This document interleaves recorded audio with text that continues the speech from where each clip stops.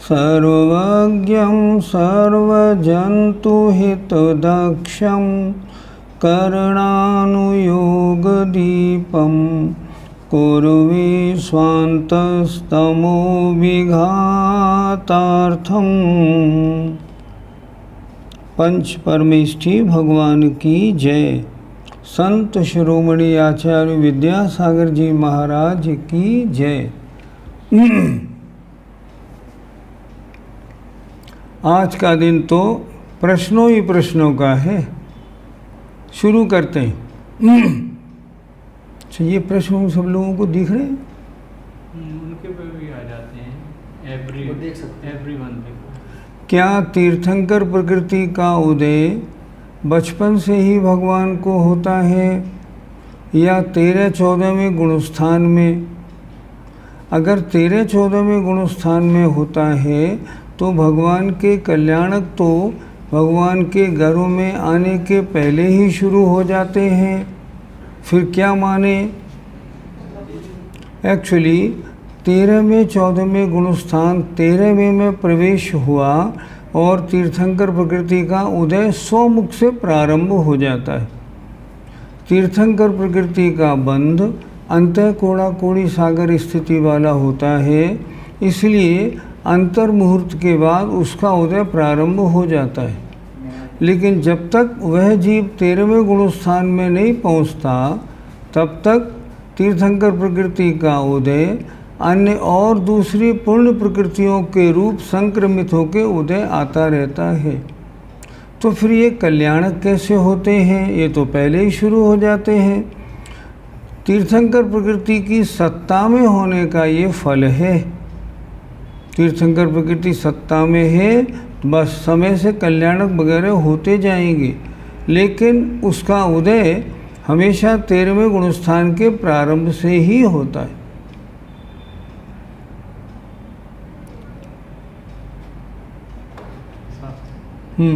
शास्त्रों में कहा जाता है तुम अपनी आत्मा का कल्याण करो। इस वाक्य में तुम कौन है, यानी तुम व आत्मा अलग अलग है, ये माना जाए कि तुम संसारी आत्मा के लिए या विभाव परिणति वाली आत्मा के लिए उपदेशात्मक रूप से कहा गया है, समझा दीजिए। जो शास्त्र का स्वाध्याय कर रहा है, गुरुदेव उनसे कह रहे हैं कि तुम अपना कल्याण करो। और वो जीव जो स्वाध्याय कर रहा है वो जीव संसारी आत्मा है, विभाव परिणति वाली आत्मा तो है ही, और वही तो कल्याण मार्ग पे जाएगी, नहीं तो कौन जाएगा। इसलिए जो स्वाध्याय कर रहा है अभी, जो विभाव परिणति वाला संसारी जीव है, उसके लिए ये आदेश है। जब महिलाएं 2 प्रतिमाएं ग्रहण कर लेती हैं तब उनका 5वां गुणस्थान हो जाता है। हाँ, बिल्कुल हो जाता है। और आर्यका माताजी का भी 5वां गुणस्थान होता है। फिर माताजी और सामान्य श्रावका में क्या अंतर रहा? निर्जरा का बहुत बड़ा अंतर है। पहली प्रतिमा लेने वाले से दूसरी प्रतिमा वाले की निर्जरा ज़्यादा, 2 से 3 वाले की निर्जरा ज़्यादा, 3 से 4 वाले की निर्जरा ज़्यादा। क्यों? क्योंकि परिणामों में विशुद्धि बहुत है। और सबसे ज़्यादा आर्यका माताजी की निर्जरा होती है। अगर कोई प्रश्न करे 5वें गुणस्थान में सबसे अधिक निर्जरा किसकी होती है? आर्यका माताजी की होती है। दूसरी क्लास शुरू करने के लिए बहुत बहुत धन्यवाद। बहुत अच्छा, धन्यवाद। जय जिनेंद्र। जय जिनेंद्र भैया जी। विग्रह गति में क्या लिखा? नार की जीव के कितनी लेश्याएँ होती हैं? ठीक। विग्रह गति में कौन सी लेश्या होती है? नारकियों के विग्रह गति में अशुभ लेश्याएँ होती हैं। जिस लेश्या में उसको जन्म लेना होता है उसी लेश्या में उसका मरण होता है, और विग्रह गति में वही लेश्या रहती है। करेली से शशि जैन बोल रही हूँ। 211 नंबर का आंसर समझा दीजिए। 211 निकालिए, 211 नंबर।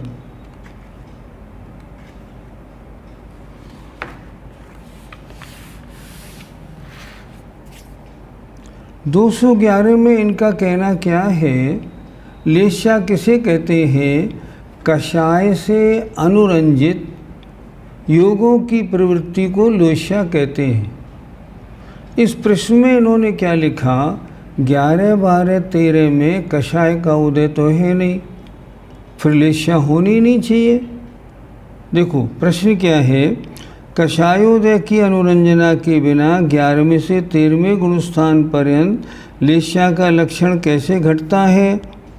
तो उत्तर दिया, भूतपूर्व प्रज्ञापन नय की अपेक्षा वहाँ की योग प्रवृत्ति में ऐसा व्यवहार होता है कि यह वही योग प्रवृत्ति है जो पहले कषायोदय से अनुरंजित थी। इस व्यवहार से वहाँ लेस्या का सद्भाव माना जाता है।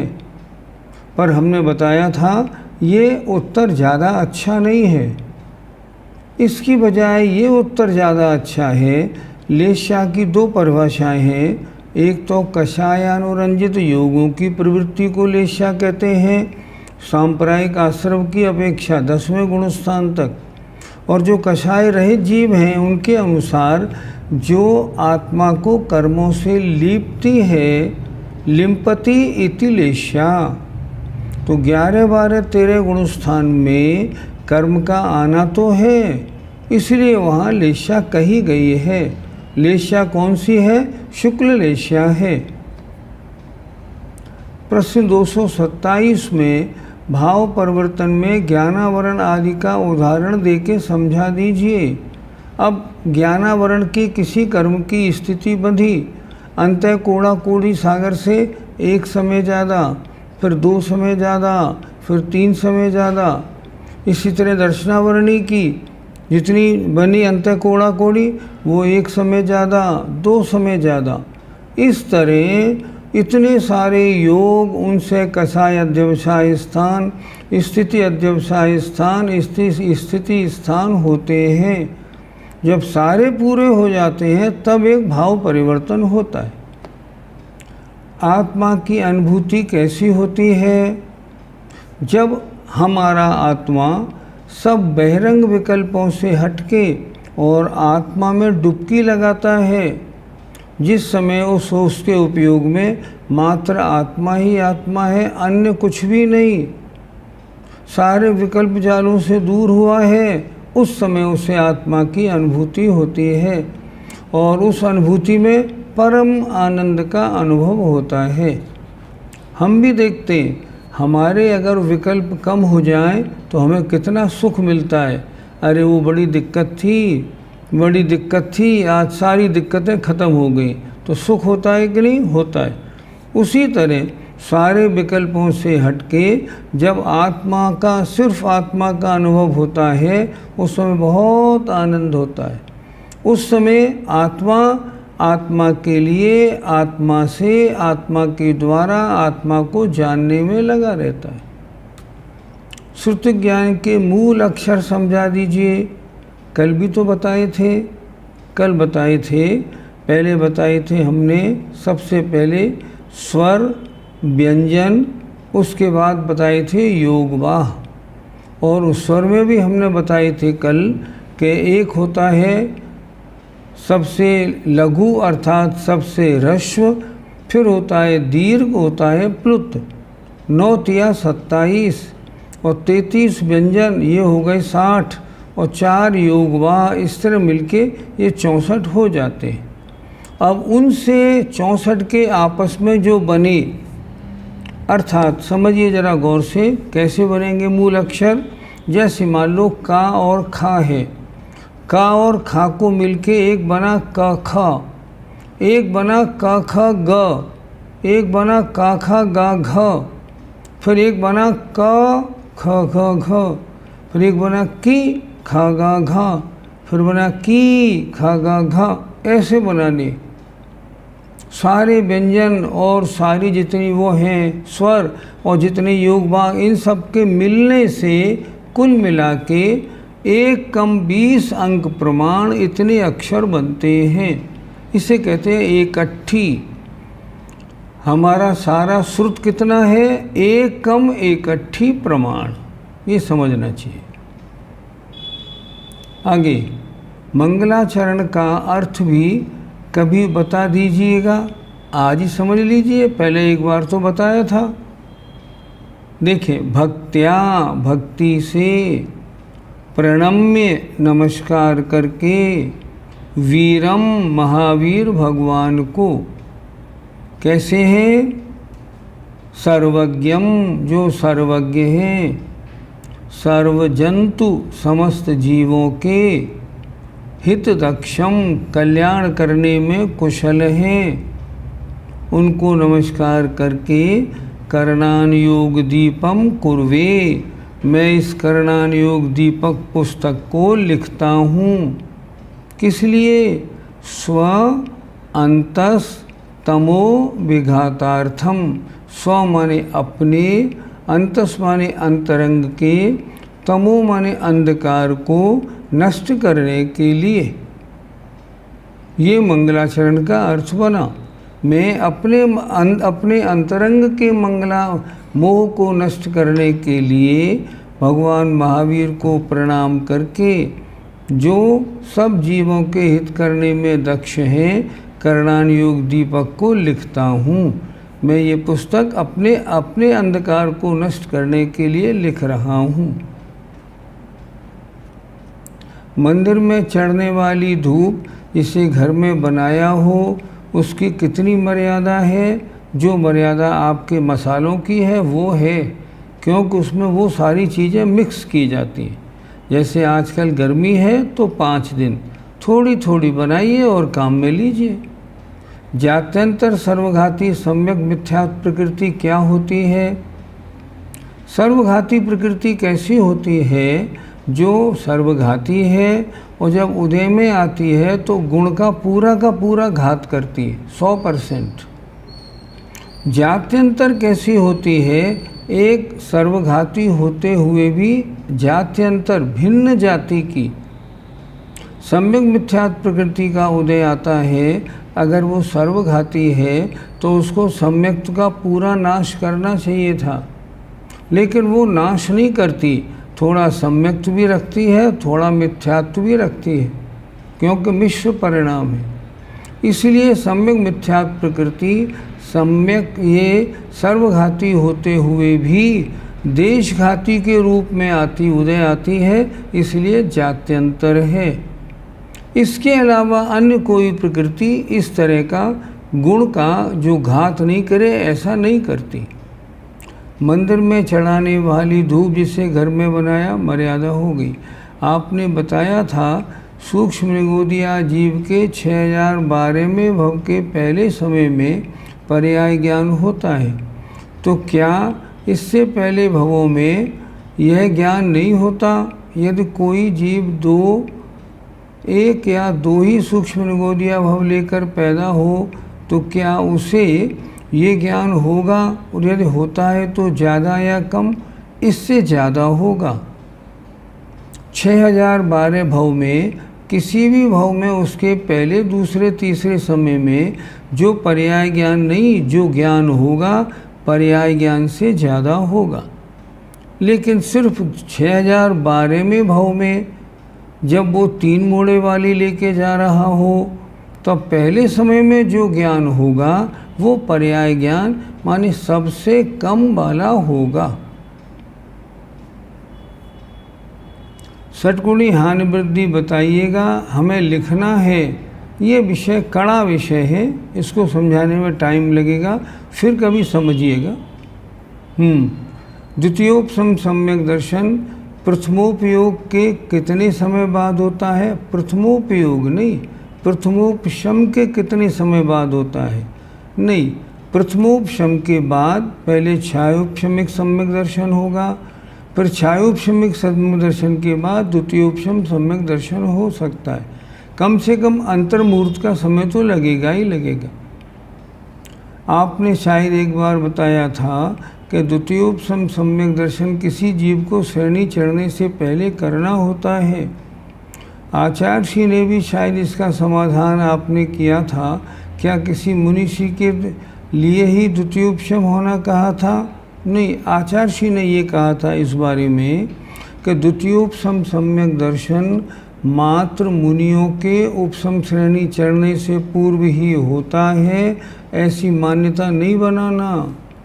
क्योंकि द्वितीयोपसम सम्यक दर्शन में ऐसा लिखा हुआ है, ये द्वितीयोपसम सम्यक दर्शन किसी गुणी के लिए होता है, मुनि के लिए नहीं। तो मैंने पूछा आचार्य श्री इससे क्या समझे हम? बोले इससे ये समझो द्वितीयोपसम सम्यक दर्शन अन्य गतियों में भी हो सकता है। मैंने कहा वो क्यों होगा? बोले भावों की विशुद्धि होने पे हो जाएगा। अन्यथा आचार्य ने परिभाषा लिखते समय गुणी क्यों लिखा, मुनि क्यों नहीं लिखा? मैंने कहा ये तो विचारणीय है। बोले इसलिए यहाँ मुनि नहीं गुणी लिखा है, इसलिए मुनियों के अलावा अन्य को भी हो सकता है। जब जाप देते समय तीर्थ आदि स्थान पर भगवान के दर्शन में या तीन लोक की तरफ ही उपयोग लगता रहता है और अपनी आत्मा की तरफ तो चिंतन नहीं रहता, तब किस तरह की पुण्य पाप प्रकृति का आश्रम होता है? आपके चित्त में राग द्वेष रहित अवस्था हो। ध्यान से सुने, तीन तरह के ध्येय होते। एक ऐसे जो ध्यान में आ जाए, उन्हें हम कहते हैं हेय, पाप बंध का कारण हो जाते हैं, स्त्री पुत्र घर सामग्री आदि। एक होते हैं उपादेय, जो पुण्यबंध के कारण होते हैं। आचार्य श्री का दर्शन किया, तीर्थ का दर्शन किया, मूर्ति का दर्शन किया। एक हेय, एक उपादेय, एक होते हैं गेय। तो ये लोक आदि की जो रचना है, ये तीन लोक की तरफ उपयोग लगाया, ये वस्तु गेय विषय है। आपने आचार्य श्री के दर्शन किए तो आपके प्रशस्त राग था, लेकिन जब लोक का चिंतन आपने किया तब तो प्रशस्त राग भी नहीं था। क्यों? तीन लोक के नक्शे में राग का क्या काम? इसलिए ये चीज़ें गेय हैं और इनके ध्यान करने से परिणामों की विशुद्धि और ज़्यादा और निर्जरा और अच्छी मानी जाती है। क्या स्वयंभू द्वीप समुद्र के जीवों में छायक सम्यक दृष्टि होते हैं? नहीं, नहीं होते। छायक सम्यक दृष्टि अगर त्रिंश बनेगा तो सिर्फ भोग भूमि का बनेगा और कहीं का नहीं। आगे चलो। सिद्ध भगवान के कई भेद होते हैं। एग्जाम्पल तप सिद्ध, चारित्र सिद्ध। मुझे नए सिद्ध की परिभाषा जाननी है। सुधा सागर जी महाराज ने एक शंका समाधान में बताया था, नए सिद्ध का मतलब है जो निरंतर शुद्धोपयोग का आश्रय लेकर, निश्चय का आश्रय लेकर अधिकांश रूप सिद्ध हुए हों, वे नए सिद्ध है। ऐसा जानना चाहिए। जो जीव कोमा में रहता है उसे भक्त भक्तामर आदि धर्म सुनाना चाहिए या नहीं? बिल्कुल सुनाना चाहिए। कारण कोमा में तो है, लेकिन उसकी इंद्रियां अभी कार्य कर रही हैं। एक बार का विषय मुझे याद आया, जब एक जगह आचार्य श्री पहुँचे तो वहाँ लोगों ने कहा, महाराज जी जरा उनको एक बार दर्शन आप ज़रूर दे दीजिए। क्यों? कि वो कोमा में है, बस समझो मरने ही वाले हैं, उन्हें होश ही नहीं है। महाराज जी बोलो चलो चलते हैं। महाराज जी गए तो लोगों ने रास्ते में बताया, महाराज जी ये तो दिन भर जाप देते रहते थे, बहुत अच्छे परिणाम वाले हैं। अच्छा देखते हैं। आचार्य श्री पहुँचे, वो कोमा में थे बिल्कुल। आचार्य श्री ने एक माला मंगा के और उनके हाथ के ऊपर डाली। माला मंगा के हाथ के ऊपर रख दी। ऐसे हाथ पर रखते ही उनका अंगूठा चलने लगा। आचार्य बोले देखो कोमा में तो है, लेकिन अभी होश कितना है, देखो अंगूठा क्यों चला। इसलिए ये कैसे ही कोमा में हो, इनको स्तोत्र पाठ सुनाते रहना। मालूम नहीं स्तोत्र आप जो सुना रहे हैं उनके जो अक्षर हैं वो क्या अपना प्रभाव दिखाएं। शास्त्रों में ये भी लिखा है, जब कोई जीव समाधि कर रहा हो या कोई भी जीव हो, हमारे आपके घर का किसी के घर का हो, अगर उसका डॉक्टर कह दे ये मर गए हैं, तो भी अंतर्मूर्त बात तक उनको मंत्र सुनाना चाहिए। क्योंकि कभी कभी डॉक्टर लोगों से भूल हो जाती है और ऐसी घटनाएं अखबार में आ जाती हैं पढ़ने को कि एक डेड बॉडी जा रही थी, रास्ते में उसमें चेतना आ गई, या किसी व्यक्ति को वहाँ श्मशान में रखा अग्नि के ऊपर और वो खड़ा हो गया। ऐसी घटनाएं मिलती हैं। इसका मतलब कोमा में भी शक्ति रहती है चिंतन की, डॉक्टर लोग उसको नहीं पकड़ पाते, ये बात दूसरी है। इसलिए मरने के बाद भी एक अंतर्मूर्त तक पाठ सुनाने का विधान शास्त्रों में दिया गया है। पुद्गल प्रचय माने समूह, पुद्गल प्रचय माने पुद्गल का समूह। क्या सभी केवली भगवान समुद्घात करते हैं? आचार्यों की दो मान्यताएं हैं। एक मान्यता वीरसेन स्वामी की, उनका कहना यह है कि सारे केवली समुद्घात करते हैं। कुछ आचार्यों ने ऐसे लिखा है कि केवल ज्ञान होते समय जिन जीवों की आयु 6 महीने से अधिक रहती है वो समुद्घात करें या नहीं करें, लेकिन जिनकी आयु 6 महीने से कम रहती है और तब केवल ज्ञान होता है, उनका समुद्घात होता ही होता है। लेकिन वीरसेन स्वामी तो स्पष्ट लिखते हैं ये बात घटित नहीं होती, सभी केवली समुद्घात करते ही हैं। ऐसा केवली और श्रुत केवली में क्या अंतर है? क्या वे उसी भव में मोक्ष जाते हैं?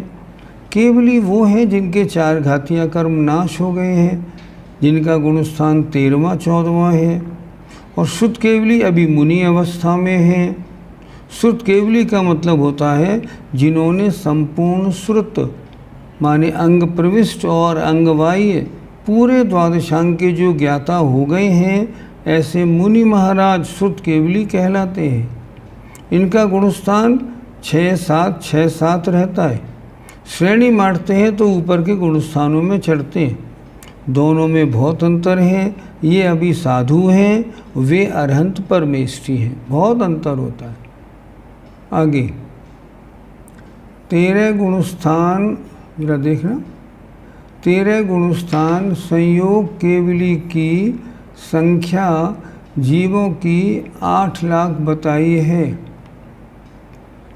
और 14वें गुणस्थान में एकदम 608 जीव आ गए। ऐसा कैसे, ऐसा किस कारण से होता है? मोक्ष क्यों नहीं जा पाते हैं सारे जीव? क्या नियम है केवल 608 जीव ही जाएंगे? तो फिर प्रश्न है बाकी बचे जीव कहाँ उत्पन्न होते हैं, और क्या वे भविष्य में मोक्ष जा पाएंगे? नहीं, ऐसे नहीं। देखिए, केवली अवस्था में रहने का उत्कृष्ट काल कितना है? संख्यों वर्ष। कोई मुनि महाराज 1 कोटि पूर्व में 8 वर्ष अंतर्मुहूर्त कम कर दो, इतने समय तक केवली अवस्था में रह सकते हैं। इसलिए अगर छपक श्रेणी वाले जीव उनमें आए तो आ जाओ, लेकिन 13वें गुणस्थान से 14वें गुणस्थान में 608 जीव ही 6 महीने 8 समय में जाएंगे। ये नियम है पक्का, इसलिए इसमें कोई आपत्ति नहीं। सारी मिथ्या दृष्टि दोबारा प्रथमोपशम सम्यक्त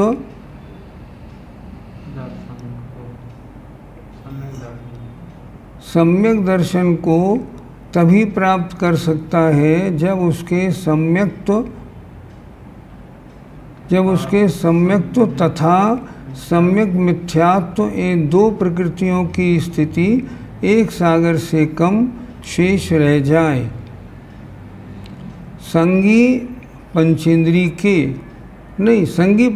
के एक सागर नहीं, पृथक सागर, और एक इंद्रिय जीव के एक सागर।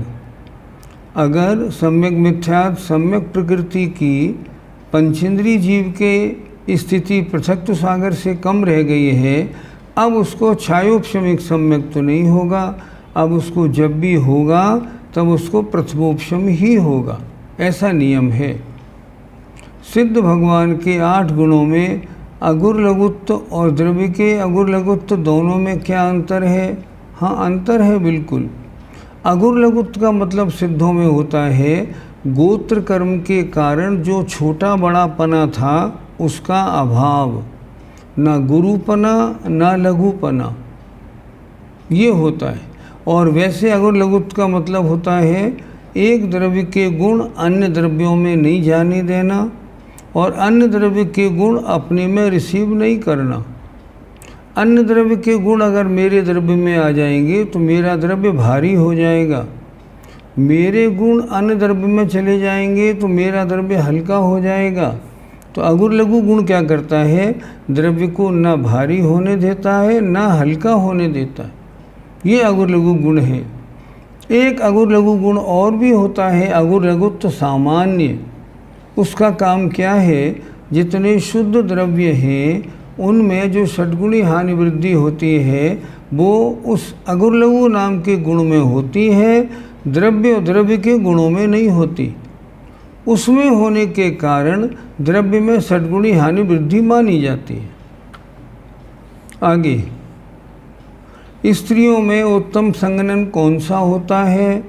अगर हम भोग भूमि की महिलाओं की बात करें उनमें तो पहला सैनन होता है बज विषभ नाराज।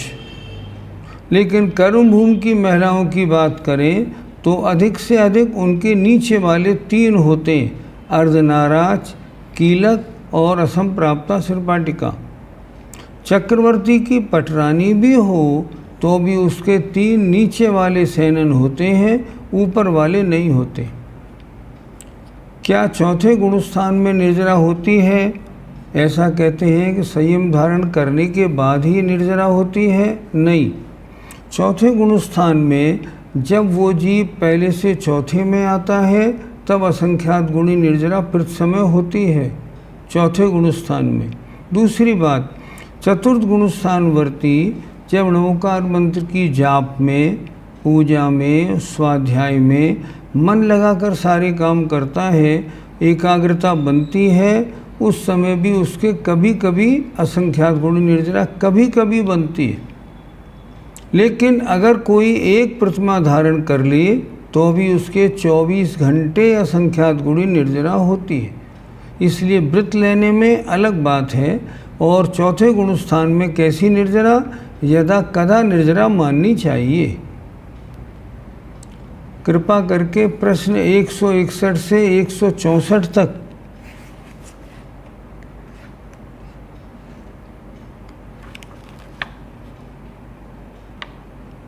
नहीं, ये प्रश्न अभी मैं नहीं समझाऊंगा क्योंकि ये बड़े गहन हैं, इसलिए मैंने पढ़ाए भी नहीं थे। अगर आपको पढ़ने हो तो गोमटसार जीवकांड से देख लीजिए। कृतकृत्य बेदक समझा दीजिए। कृतकृत्य बेदक क्या होता है? जब कोई जीव दर्शन मोहिनी का क्षय करने के लिए आगे बढ़ता है तो कैसे करता है? पहले उनने 3 करण किए और अनंतानुबंधी की विसंयोजना की। उसके बाद फिर उसने 3 करण किए और मिथ्यात्व के सारे द्रव्य को सम्यक मिथ्यात्व में दे दिया। फिर सम्यक मिथ्यात्व के द्रव्य को सम्यक प्रकृति में दे दिया और सम्यक प्रकृति का अनंत बहुभाग क्षय कर दिया। अब क्या बचा? सम्यक प्रकृति का अनंतमा भाग आत्मा में शेष रहा। उस समय वो कहलाया जाता है कृतकृत्य वेदक। अभी तक यहाँ ये छायोपशमिक सम्यक दृष्टि है। अब अगर मान लीजिए यहाँ इसने पहले आयु बांध रखी है और यहाँ इसकी आयु समाप्त हो जाती है, तो ये जीव चारों गतियों में जा सकता है, और जिस गति में जाएगा उस गति में पर्याप्त होने से पहले ही सम्यक प्रकृति के शेष द्रव्य को क्षय करके छायक सम्यक दृष्टि बन जाएगा। कृतकृत्य वेदक की अपेक्षा छायक सम्यक दृष्टि चारों गतियों में प्राप्त, चारों गतियों में मिलते।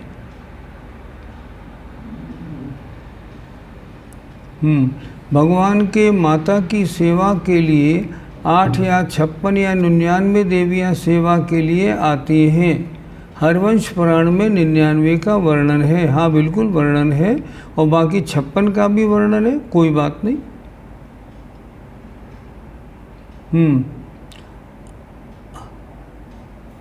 प्लीज मुटे कर लीजिए, क्या लिखा, अनीता जैन, प्लीज म्यूट कर। वो एक बार स्वयंभू रमण द्वीप और जीव संबंध के बारे में समझाइए। नहीं, कोई खास बात नहीं। स्वयंभू रमण समुद्र सारे द्वीप समुद्रों में अंतिम समुद्र है। उसमें भी जो जीव पैदा होते हैं वो जीव उसमें सारे तिरंच रहते हैं। वो तिरंच ऐसे भी होते हैं जो पंचम गुण स्थान वर्ती हैं और अवधि ज्ञानी भी होते हैं, और जो ऐसे होते हैं वो मरण करके वैमानिक देवों में पैदा होते हैं। स्वयंभू रमण समुद्र में उत्कृष्ट अवगाहना वाले जीवों की उत्पत्ति वहीं पाई जाती है। 47 पूर्व कोटि 3 पल्ले के बारे में दोबारा समझा दीजिए। देखो, एक पूर्व में 84 लाख इंटू 84 लाख वर्ष होते हैं। ऐसे में 1 करोड़ से और गुणा करो, तब ये होता है 1 कोटि पूर्व। प्रश्न क्या है? प्रश्न ये है, कोई जीव अगर निरंतर मनुष्य बनता रहे तो कितने समय तक बनता रहेगा? 47 करोड़ पूर्व और 3 पल्ले तक। इसके बाद उसे मनुष्य पर्याय छोड़नी पड़ेगी। कुछ लोगों की धारणा है 48 भव के बाद मनुष्य पर्याय छोड़नी पड़ती है, पर यह धारणा ठीक नहीं। आचार्यों ने ऐसा नहीं लिखा। उन्होंने कहा है 47 करोड़ पूर्व 3 पल्ले में आप हजारों लाखों भव ले सकते हैं मनुष्य पर्याय के, लेकिन समय इससे ज़्यादा नहीं मिलेगा। 47 करोड़ पूर्व 47 पूर्व कोटि 3 पल्ले के बाद मनुष्य पर्याय तो छोड़नी ही पड़ेगी। विग्रह गति का गुणस्थान कैसे समझें?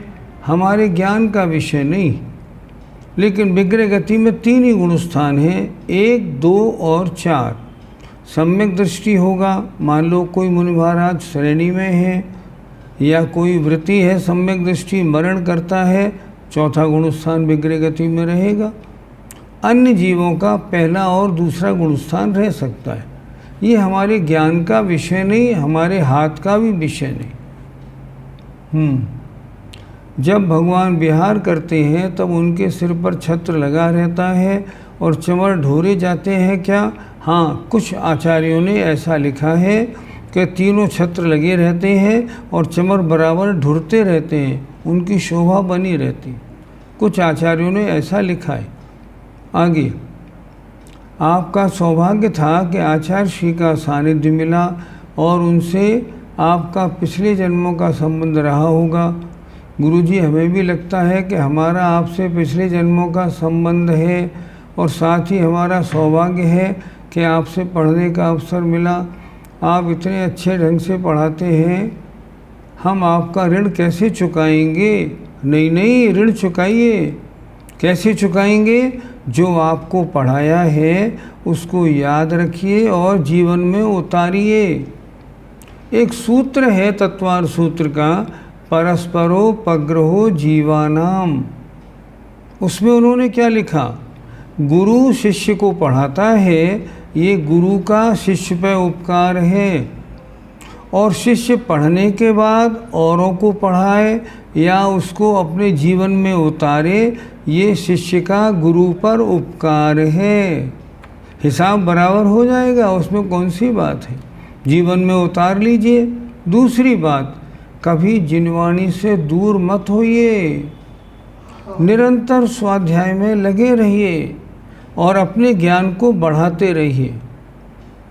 आचार्य जी कहते हैं अगर कोई आशीर्वाद मांगे ना तो एक ही आशीर्वाद दो, तुम्हारे ज्ञान और वैराग्य की वृद्धि हो, और इससे बड़ा कुछ नहीं है। जीवन में इनको अपने को बढ़ाना है लगातार। अष्टानिका का व्रत है, घर में कैसे पूजा की तैयारी किस प्रकार करनी चाहिए। जैसे मंदिर में आप पूजा करते हैं, अब घर में फ़ोटो के सामने, जिनवाणी के सामने जैसे रोज़ कर रहे हैं वैसे ही करें, और क्या करेंगे, कर भी क्या सकते हैं। प्रथमोपशम सम्यक दर्शन और द्वितीयोपशम सम्यक दर्शन समझाइए।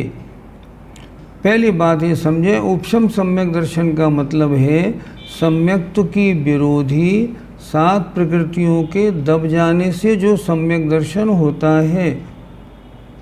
अगर मिथ्या दृष्टि को उपशम सम्यक्त होता है तो प्रथमोपशम कहलाता है। छायोपशमिक सम्यक दृष्टि को उपशम सम्यक्त होता है तो द्वितीयोपशम कहलाता है। ये इनमें अंतर है। दूध से बनी चाय कॉफ़ी के साथ बेसन की बनी पकौड़ी आदि लेने से बेदल दुदल होगा या नहीं होगा। हमने आचार्य जी से पूछा, आचार्य जी अगर दूध वगैरह के साथ बेसन हो तो क्या होगा। उन्होंने कहा नहीं, कोई विधान नहीं है, नहीं होगा। आचार्य जी ने स्वयं उत्तर दिया था ऐसा नहीं होगा। लेकिन एक बात जो प्रश्न पूछ रही है ना नीरा जैन, उनसे एक बात मैं कहना चाहूँगा, करणानुयोग दीपक पढ़ती हो तो चाय और कॉफ़ी छोड़ दो। कब तक पियोगे, अशुद्ध है। नहीं, चाय कॉफ़ी नहीं पीनी चाहिए। हम अपनी एक बात आपको सुनाएं। एक बार 1996 में महुआ में चातुर्मास था आचार्य जी का, हम दशलक्षणी में गए थे। तो वहाँ एक पहले शांतिलाल जी ब्रह्मचारी थे जो प्रमाण सागर जी के साथ रहते थे। वो आसाम के हैं और उनके पहले चाय की बागान थी। उन्होंने उस दिन वहाँ चाय के ऊपर एक बड़ा अच्छा लेक्चर दिया 15 मिनट। नतीजा ये हुआ वहाँ 1000 आदमी बैठे होंगे, 500 लोगों ने उसी समय आजीवन चाय छोड़ दी। इसलिए चाय तो छोड़ ही देनी चाहिए। आगे बढ़ें। हमें करणान योग 2-3 भी पढ़ना है। भाग 1 बहुत बहुत धन्यवाद, पर इनकी पुस्तकें हमें प्राप्त हों तो पढ़ने में आसानी होगी। बिल्कुल, आप अपने संजीव भैया को आप भिजवा दीजिए, अपना एड्रेस भिजवा देंगे। हमारे पास 100-150 एड्रेस तो आ भी गए हैं। जिनको एड्रेस आए हैं उनको सबको पुस्तकें कल डिस्पैच हो जाएंगी। आपने हमें पहला भाग पढ़ाया, हम घर बैठे अध्ययन कर पाए, आपका कोटिशः धन्यवाद। हम आपके ऋणी रहेंगे। हो गई बात। किसी तिरंज को अवधि ज्ञान हुआ हो ऐसा आगम में कोई उदाहरण मिलता है क्या? हाँ, जब तिरंज गति की मार्गणा पढ़ते हैं और उसमें ज्ञान मार्गणा तिरंजों में लगाते हैं तो हम देखते हैं आचार्यों ने लिखा स्वयंभू रवण समुद्र में 1-2 नहीं असंख्यात मत्स्य अवधि ज्ञानी हैं। क्या हुआ? असंख्यात मत्स्य अवधि ज्ञानी है। स्पष्ट लिखा हुआ है, आप सर्वार सिद्धि उठा के देख लीजिए। कृपया पल्य योजन पुद्गल परावर्तन समझाइए। पल्य असंख्यात वर्ष का होता है। योजन 2 तरह के होते हैं। छोटा योजन 4 कोस का, बड़ा योजन 2000 कोस का होता है। करणान योग भाग 2 के लिए थैंक्स। आपके लिए एवं आपकी टीम के लिए भी हम सदैव आभारी रहेंगे। बिल्कुल ठीक है। हम भी आपके आभारी रहेंगे अगर आप अच्छी तरह पढ़ेंगे और भूलेंगे नहीं तो। मैंने करणान योग की किताबों को लेने के लिए कुछ मैसेज भेजे हैं, लेकिन अभी तक किताबें नहीं आई हैं। मुझे कुछ और करना है क्या? नहीं, आपने अपना मैसेज भेज दिया, किताब आपके पास पहुंच जाएंगी। अभी थोड़ा कोरोना की वजह से, लॉकडाउन की वजह से थोड़ी प्रॉब्लम है, बाकी किताबें बिल्कुल पहुंचेंगी। और पीडीएफ तो हमने भेज ही दिया है। जब तक किताब नहीं पहुंचे आप पीडीएफ से पढ़िए। क्या 11वें गुणस्थान उपसम श्रेणी से नीचे आया जीव फिर से उपसम या छपक श्रेणी से ऊपर के गुणस्थान पहुंच सकता है?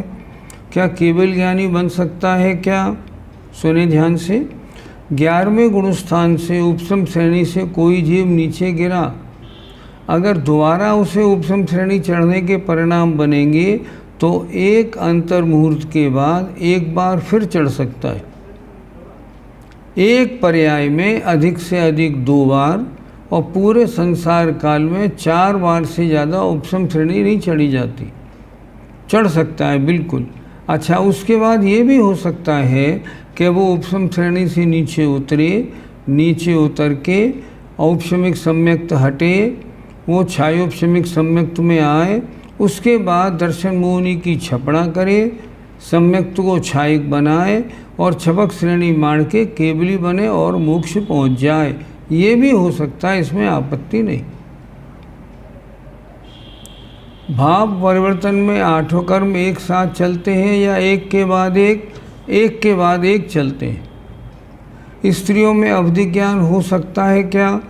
पढ़ने में तो कहीं आया नहीं, अभी तक कोई महिला अवधि ज्ञानी हो ऐसा देखने में नहीं आया। क्या लिखा? पंचम काल के अंत और छठे काल में जन्म ना हो उसके लिए क्या पुरुषार्थ करें? उसके लिए पुरुषार्थ ये करें, बड़ा अच्छा, सीधे व्रतों को धारण करें, स्वर्ग में जन्म ले, या 5वां 6ठा सब काल निकल जाएगा, फिर नंबर आएगा तो देखा जाएगा। सबसे अच्छी बात तो यही है। हमें इस संसार से बहुत डर लगता है, हम क्या करें? अरे संसार से डर लगता है, संसार से पीछा छुड़ाने का काम करिए। और वो काम क्या है? पहले स्वाध्याय करें, स्वाध्याय करके उसके अनुसार चारित्र को धारण करें। चारित्र को धारण करेंगे तो कुछ भवों में अपना पीछा छूट जाएगा। तीर्थंकर प्रकृति का बंध शुरू होने के बाद कब रुकता है? प्रश्न अच्छा है। तीर्थंकर प्रकृति का बंध, तीर्थंकर प्रकृति ये निरंतर बंधी प्रकृति है। इसका बंध अगर शुरू हो जाता है तो फिर निरंतर होता रहता है। जैसे श्रेणिक महाराज अभी नरक में हैं और वो भी मारा काटी में लगे हुए हैं, क्योंकि सभी नारकी वैसा करते हैं, लेकिन फिर भी उनके तीर्थंकर प्रकृति का बंध बराबर हो रहा है और पूरे 84,000 वर्ष तक होता रहेगा, इसमें कोई दिक्कत नहीं। तो रुकता कब है? रुकता ऐसे है कि अगर किसी जीव के छायोपशमिक सम्यक दर्शन हो और तीर्थंकर प्रकृति का बंध प्रारंभ हो गया हो और उसने तीसरे नरक की आयु बांध ली हो, तो वो जीव जब तीसरे नरक मरने के समय जाएगा तो यहाँ अंतिम समय एक अंतर्मूर्त के लिए उसका सम्यक्त छूटेगा और उस पर्याय में जब नरक में पहुँचेगा तो वहाँ एक अंतर्मूर्त के बाद सम्यक्त होगा। तो इन 2 अंतर्मुहूर्त में जब सम्यक्त छूटा तब तीर्थंकर प्रकृति का बंध नहीं हो पाएगा, यहाँ रुकावट आती है। दूसरी बात, हम परिणामों की विशुद्धि की बात करें तो ऊपर अगर हम देखें तो 8वें गुणस्थान के 6ठे भाग तक तीर्थंकर प्रकृति का बंध होता है।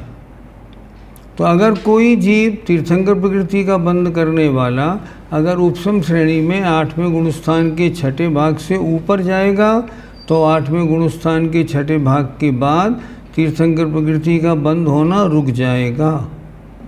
इन दो कारणों के अलावा तीर्थंकर प्रकृति का बंध उस जीव के कभी नहीं रुकता। निगोदिया के भी आत्मा के 3 भेद बनेंगे क्या? आत्मा के भेद कैसे बनेंगे? वो तो बहिरात्मा है, उसमें तो कोई सवाल ही नहीं है। आप हमें क्लास के अंत में रोज़ 1-2 आचार्य जी के संस्मरण सुना दीजिएगा, क्योंकि आपसे सुनने के बाद घर में सुनाते हैं तो सबको बहुत अच्छा लगता है। ठीक, हम आपकी आज्ञा का पालन आज भी करेंगे, ठीक है?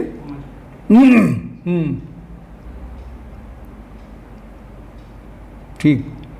सूक्ष्म अनंतानंत सूक्ष्म अनंतानंत अविभाग प्रतिच्छेद युक्त अगुर लघु गुण से क्या मतलब होता है? जो सामान्य अगुर लघु नाम का गुण है उसके शक्ति अंश कितने हैं? अनंतानंत हैं। इसलिए हम इस तरह कहते हैं अगुर लघु गुण के अनंतानंत अविभागी प्रतिच्छेद। आगे बढ़ो।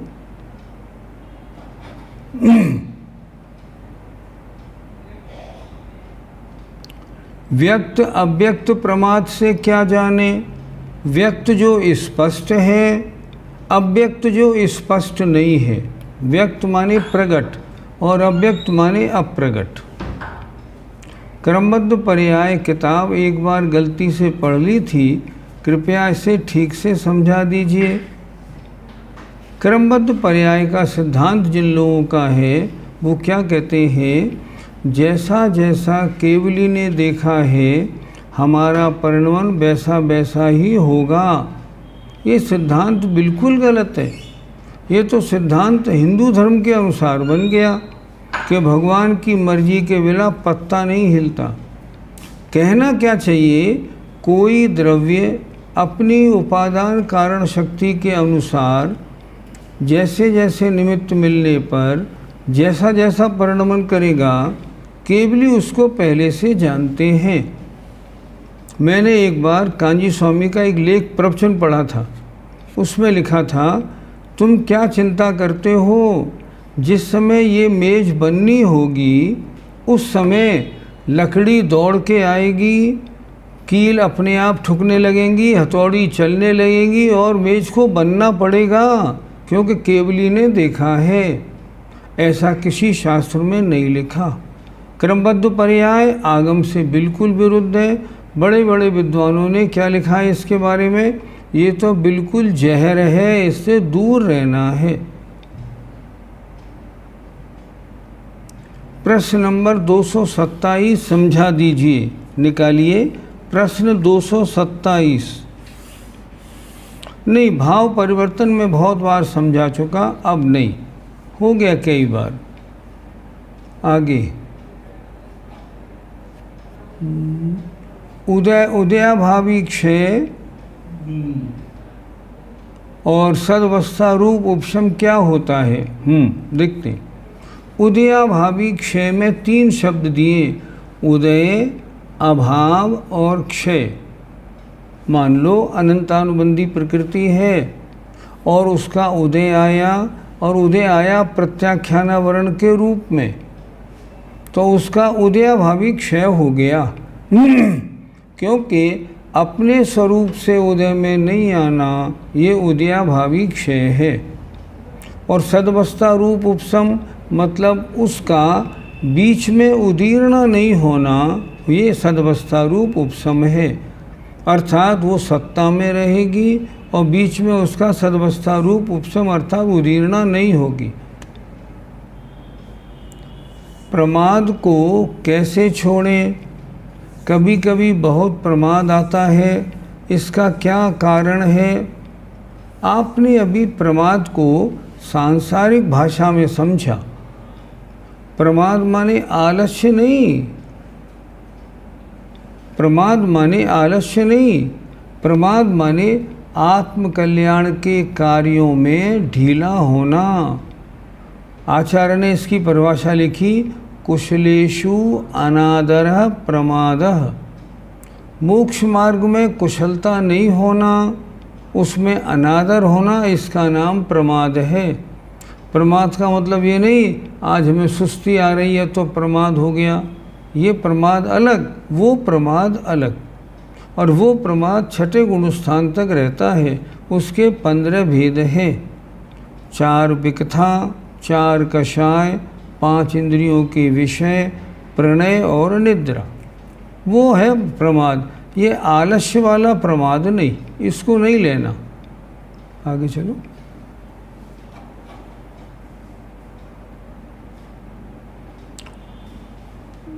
छठे गुणस्थान गिरने से ही बनता है क्या? हाँ, छठा गुणस्थान हमेशा 7वें से गिरने से बनेगा। नीचे वाला कोई छठे में जा नहीं सकता। ऊपर वाले उतरेंगे तो 7 से 6 में आएंगे और 6 वाला 7 में जाएगा। 5वें गुणस्थान वाले अगर छठे में आएंगे तो 5 से 7 और 7 से 6 ऐसे आएंगे। आगे बढ़ाओ। प्रमाद दूर कैसे करें? प्रमाद दूर करने के लिए 7वें गुणस्थान में मुनि बन जाएं तो अप्रमत्त अवस्था हो जाएगी, प्रमाद अपने आप दूर हो जाएगा। आत्मा में लीन होंगे, सारे प्रमाद छोड़ देंगे। और जब तक 7वें गुणस्थान वाले मुनि नहीं बनते हैं तब तक प्रमाद से पीछा छूटने वाला नहीं है। आगे आगे बढ़ो और आगे बढ़ो, बढ़ो बढ़ो बढ़ो। गति मार्गणा में सम्यक दर्शन समझाना, इसमें अच्छी तरह लिखा हुआ है, आप देख लें, सरल है बिल्कुल विषय। सभी गुणस्थान में 5 भावों का क्रम लिखवा दीजिए। सभी गुणस्थानों में 5 भावों का क्रम नहीं होता, इसमें क्रम नहीं होता। ये इसमें ऐसे पढ़ा जाता है कि किस गुणस्थान में कितने भाव होते हैं। इससे पढ़ने का ढंग क्या है? पहले ये पढ़ना होता है कि कौन सा भाव कितने गुणस्थान तक रहता है, फिर ये निकाला जाता है किस गुणस्थान में कितने भाव पाए जाते हैं, उसके हिसाब से ये होता है। इनका क्रम कुछ नहीं होता। अधः प्रवृत्त करण किन जीवों के बनेगा? जो करण लब्धि में आएंगे उनके सबसे पहले अधः प्रवृत्त करण होगा, फिर अपूर्व करण होगा, फिर अनुवृत्ति करण होगा। ये क्या है? ये एक्चुअली परिणामों की विशुद्धि की 3 स्टेज है। आगे बढ़ो और चलो चलो। यदि द्वितीयोपशम सम्यक तो अन्य गति के जीवों को भी संभव है, तो मनुष्यों के अतिरिक्त अन्य गति के जीव उपशम श्रेणी कैसे चढ़ेंगे? नहीं, ये बात नहीं। आचार्य जी ने कहा था कि द्वितीयोपशम सम्यक तो अगर किसी गुणी के होता है, जैसा आचार्यों ने परिभाषा में लिखा है, तो फिर वो मात्र उपशम श्रेणी के लिए नहीं होगा। उपशम श्रेणी चढ़ने के लिए द्वितीयोपशम चाहिए, पर कभी द्वितीयोपशम सम्यक दर्शन ऐसा भी हो सकता है जो बिना उपशम श्रेणी के भी हो जाए, इसलिए वहाँ लिखा है किसी भी गुणी के होता है। क्या केवली भगवान मस्तिष्क से सांस लेते हैं? ऐसा किसी प्रवचन में सुनना था। नहीं, ऐसा नहीं होता। केवली भगवान जैसे हम सांस लेते हैं वैसे ही लेते। सांस लेने का ढंग एक ही होता है। बहुत से लोग क्या कहते हैं, तीर्थंकर भगवान की दिव्य ध्वनि सर्वांग से होती है। नहीं, सर्वांग से नहीं होती। यहाँ से कोई दिव्य ध्वनि होगी क्या? नहीं होगी। क्या इन हाथ की उंगलियों से दिव्य ध्वनि होगी क्या? नहीं होगी। दिव्य ध्वनि यहीं से होती है। जितनी भी दिव्य ध्वनि यहीं से होगी। सांस यहीं से ली जाएगी, यहाँ से सांस नहीं ली जाती। आगे और चलो। अरे आगे बढ़ो भाई।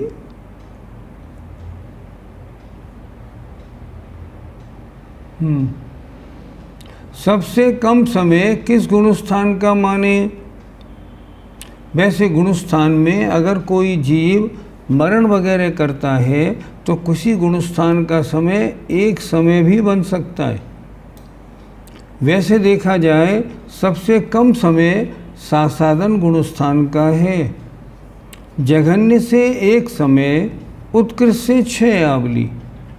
अब एक समय से कम औरतों को समय हो ही नहीं सकता।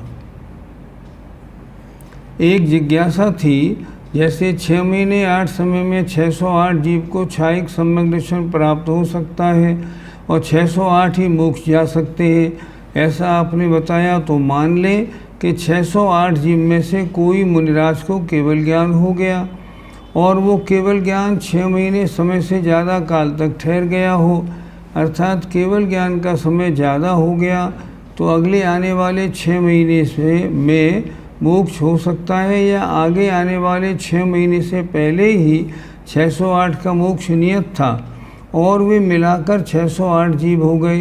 सुने ध्यान से, आपने बात समझी नहीं। मोक्ष किनको प्राप्त होता है? जो 13वें गुणस्थान वाले होते हैं। अब कोई छपक श्रेणी वाले जीव बराबर 13वें गुणस्थान में पहुंचते हैं। 13वें गुणस्थान में रहने का उत्कृष्ट काल तो 8 वसंतर मुहूर्तकम 1 कोटि पूर्व है, संखों वर्ष। बस वो वहाँ जाके केवल ज्ञान में रहते हैं। अब केवल ज्ञानियों की संख्या 9 लाख से कुछ कम है। उनमें से 608 जीव आगे बढ़ते जाते हैं 6 महीने 8 समय में।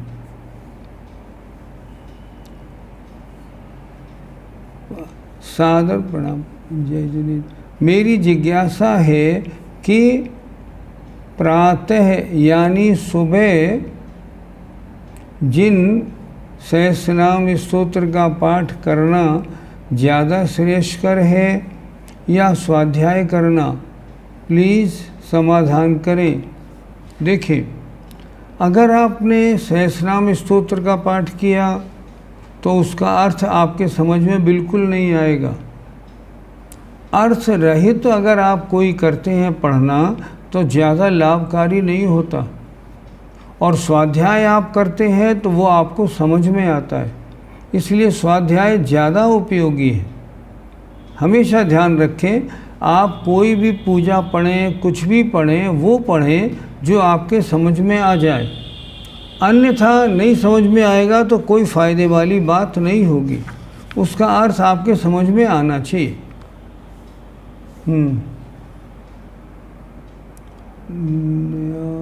क्या लिखा? नए सिद्ध हो गए तो चौथे, ये भी हो गया। करणान योग पढ़ने का हेतु क्या माने? करणान योग पढ़ने का हेतु ये है कि जो गोमटसार जीव कांड का संक्षेप हमारे समझ में आ जाए। गोमटसार जीव कांड तो बहुत मोटा ग्रंथ है, उसमें 1800 गाथाएँ भी हैं, उनके पढ़ने का समय तो हमारे पास है नहीं। तो फिर हम क्या करें? फिर हम ये करें करणान योग दीपक पढ़ लें।